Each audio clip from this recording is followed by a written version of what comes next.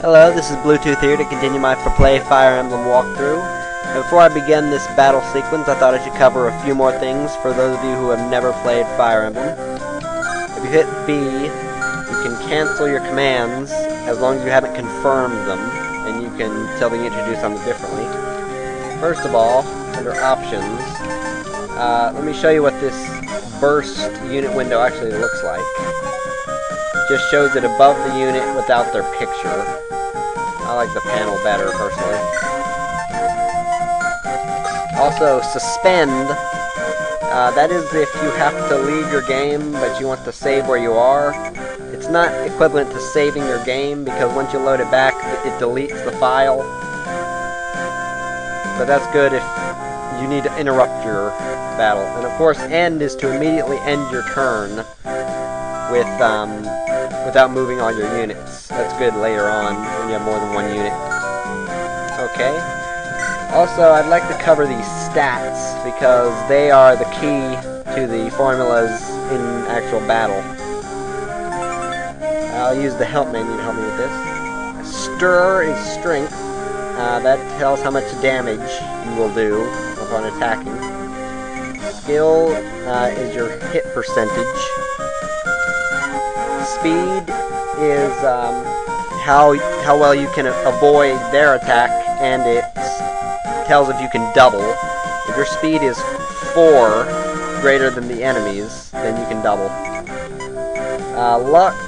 The main point in luck is finding things on the ground in desert stages and avoiding enemy criticals, which is very helpful. Defense is of course, how much they can do against you, how much damage.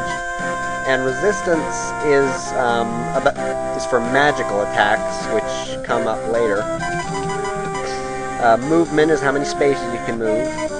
These three are for rescuing, which is in the next chapter. I'll go over that later. An affinity. This moon affinity is actually the wind affinity, which I found out. That really has an effect on support conversations, which I said I'll cover later. And that last one, Cond, is condition. That's just for the ever-popular RPG element status conditions, where you can be inflicted with something. Now, as you can see, Lyn has an iron sword. That is the weakest form of a sword, other than the slim sword, which is actually very rare. The iron sword is pretty useful, and that number next to it, 46, is how many times you can use the weapon before it breaks, because weapons break after a certain number of uses. The iron sword can be used the most number of times before it breaks. So if you have a really good unit, it really doesn't matter what weapon you use. Now, let me show you an example of the formulas used to calculate. Down there where it says equipment, it says her attack is 9, and her hit is 106, and all that stuff. Let me show you how they came up with attack. You can see the WT of the iron sword is 5, and so is the might. And Lyn's attack is 4. 5 plus 4 is 9. The might of the weapon plus strength to come up with attack. A lot of the other ones have really complicated mathematical formulas that I'm not really going to go into. But here's an interesting thing. If you look at the combat window, you can see she can only do 7 damage to this enemy, even though she has an attack of 9. If you look on his stats, you can see he has a defense of 3. And of course, 9 minus 3 is 6, which is not 7. And you may ask, why can she do 7? That is because of that up arrow next to the sword, the weapon triangle. The weapon triangle is basically the 3 weapons, axes, lances, and swords. Swords beat axes, axes beat lances, and lances beat swords. If you are winning in the weapon triangle, you get +1 to your attack and +15 to your hit. And if you are on the downside of the weapon triangle, you get -1 to your attack and -15% to your hit. So it's good to be on the upside of the weapon triangle, but it's not always necessary. And one more thing, as you can see, Lynn has a speed of 9, and he has a speed of 2, so she can easily double him. But if you look here, this is important in some ways. This weapon has a weight of 5, and Lynn's strength is only 4. If the weapon weight is more than her strength, then you will lose speed for every point that it's greater than. So in this case, Lynn has a speed of 8. Now, let's see this attack right now. Here's the actual battle animation. You can see it shows a very cool flash. I hit him twice and he missed. That's the best thing that can happen. And I gained some experience for that. And it's his turn. He hit me. And we finish it.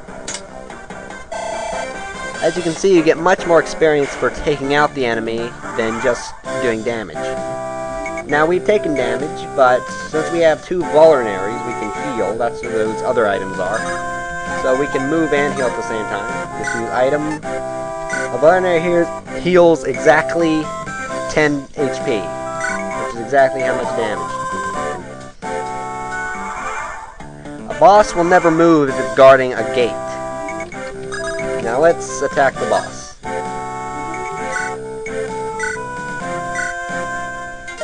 When you engage a boss, he will say something, and if you attack him with the Lord, they'll usually say something different than the common units.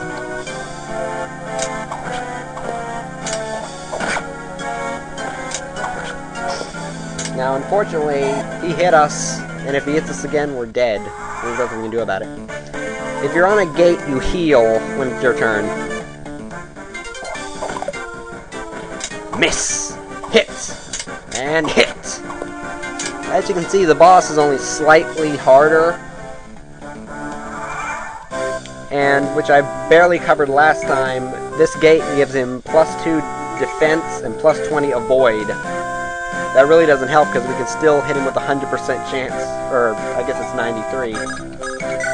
Yeah, it's 93. But he still gets that +2 defense, and since the other guy had 7, that's what's given him the ability to only take 5 damage from us. So this should finish him off. Keep in mind, it would have been possible for me to miss that. Terrain does play a part. Oh yes, when you get 100 XP, you do level up.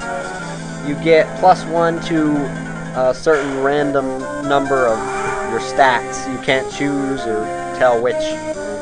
Now, of course, our objective is to seize the gate. We don't need to heal since it's over. So we'll just move our unit there and click Seize, which appears when you're on the gate. We'll go home next time for Play Walkthrough.